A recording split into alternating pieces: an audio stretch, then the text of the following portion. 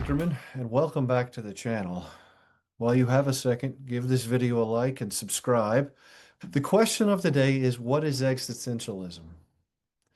And really, what does it mean? And how is it used within therapy? It's one of the most influential philosophical movements in modern psychology and therapy. If you've ever wrestled with questions about life's meaning, felt overwhelmed by choices, or wondered what it means to live authentically, you've touched on existentialist themes. This philosophy has shaped how therapists understand anxiety, depression, and the human search for purpose. Let's explore what existentialism teaches us about the human condition. First, the historical development and key thinkers. Existentialism begins with Søren Kierkegaard in the 1840s in Denmark. Kierkegaard was revolutionary in arguing that the most important truths aren't abstract ideas but lived experiences. He emphasized that each individual must make a personal leap of faith in creating their life's meaning. For Kierkegaard, you can't think your way to truth, you must live it.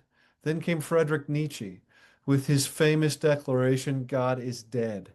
Now, Nietzsche wasn't celebrating, he was recognizing a crisis. Traditional sources of meaning and values had lost their power in modern life. It's still true today. His challenge was radical. If old values have crumbled, we must create new ones ourselves. We must transcend conventional morality. The 20th century saw existentialism explode into mainstream philosophy. Martin Heidegger, I hope I'm saying that right, introduced the concept of thrownness. We're thrown into existence without choosing it, born into circumstances we didn't select. He distinguished between living authentically versus getting lost in social roles and expectations. Jean-Paul Sartre, I hope I'm saying that one right, became existentialism's most recognizable voice. His core insight, existence precedes essence. What does this mean? Think about a tool like a hammer. It's created with a purpose to drive nails. Its essence or purpose comes before its existence.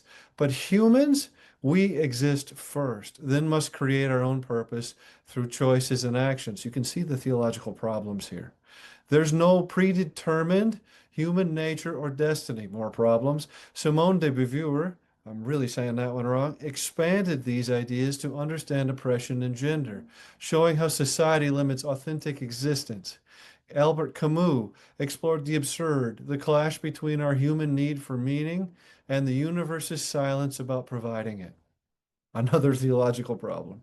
These philosophers influenced therapists like Viktor Frankl, who survived the Holocaust and developed logotherapy, Rollo May, who brought existentialism to American psychology, and Irvin Yalom, who identified core existential concerns. So let's talk about core existential concepts. Let me break down the key concepts that make existentialism unique.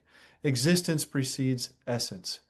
You weren't born with a predetermined purpose like a machine built for a specific function. You create who you are through your choices and actions. This is both terrifying and liberating. There's no cosmic blueprint for your life. You're writing it as you go. Freedom and responsibility are two sides of the same coin. Even when you think you have no choice, you're choosing. Staying in a bad relationship, that's a choice. Remaining in an unfulfilling job, also a choice.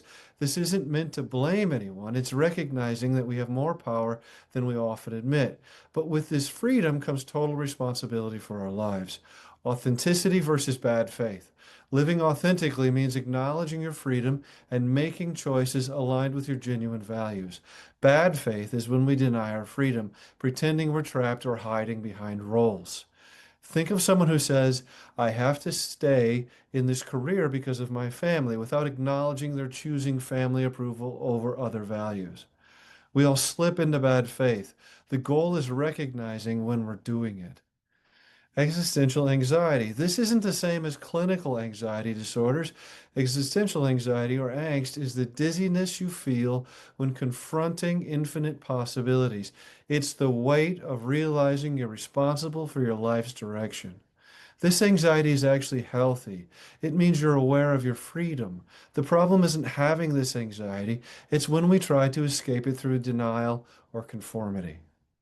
While we're free, we're not unlimited. You didn't choose your genetics, birthplace, or historical moment. These givens are your festicity.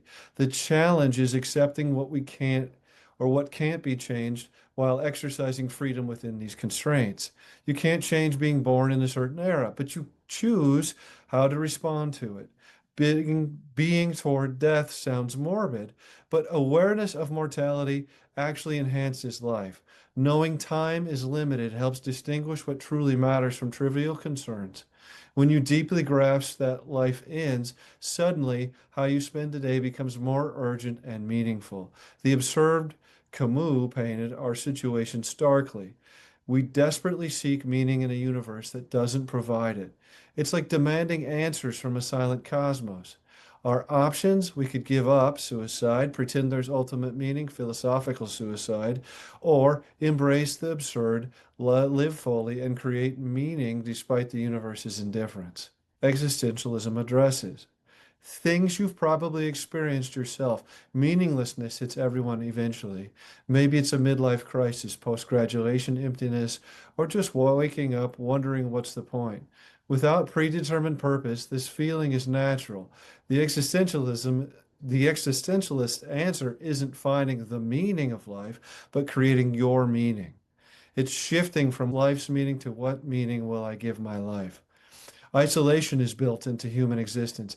No matter how close you are to someone, they can't experience your consciousness or live your life for you.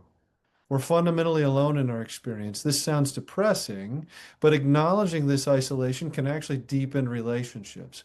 When you accept that complete merger with another is impossible, you can appreciate the connection you do achieve. Freedom can be paralyzing. Ever stood in a cereal aisle overwhelmed by choices, or the whole grocery store for that matter? Now imagine that feeling about your entire life. Every choice means rejecting alternatives. Choosing one career means not choosing others. Committing to one person means not being with others. This weight of choice creates what Sartre called anguish. Death anxiety lurks beneath the many surface fears. Fear of failure might really be fear of wasting limited time. Obsession with your youth might mask terror of aging and mortality. Existentialism doesn't eliminate death anxiety, but it encourages facing it directly, using awareness of finitude to live more intentionally. Responsibility can feel crushing.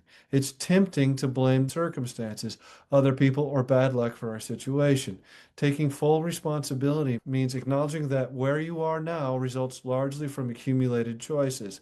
This isn't about self-blame, it's about recognizing your power to make different choices starting now.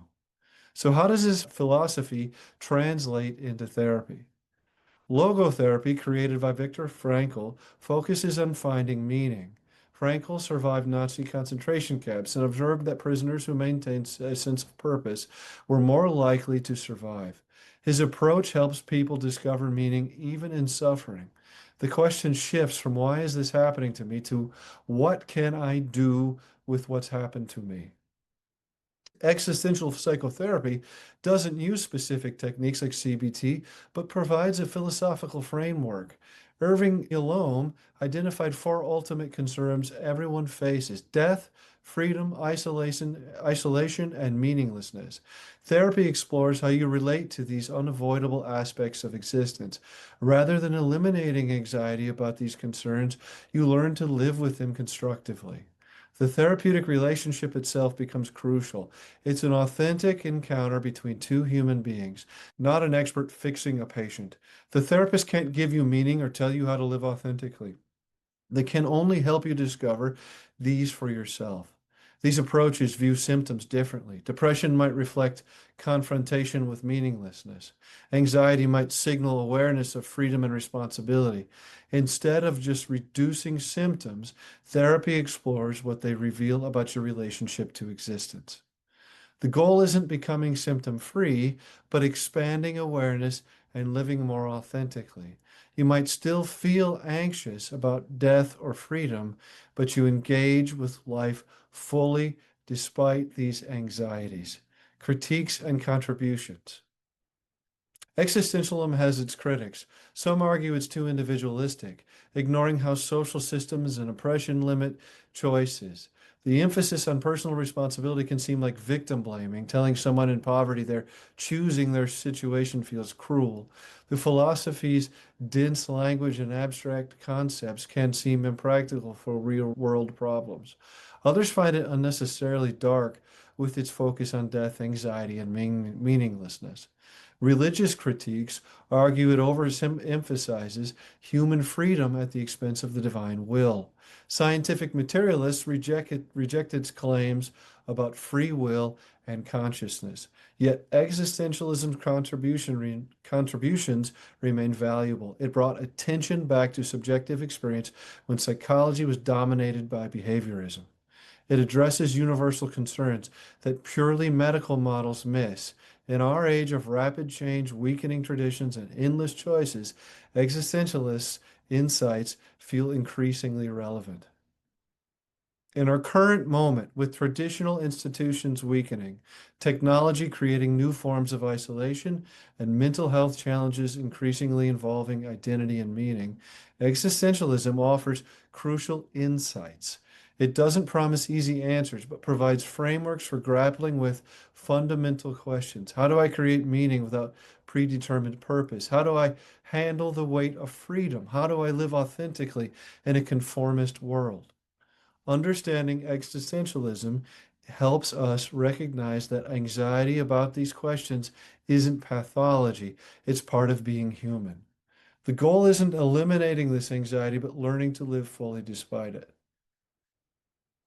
Thanks for watching. If this resonates with you, let me know in the comments what existentialism themes you wrestle with, and don't forget to subscribe, and I'll see you in the next video.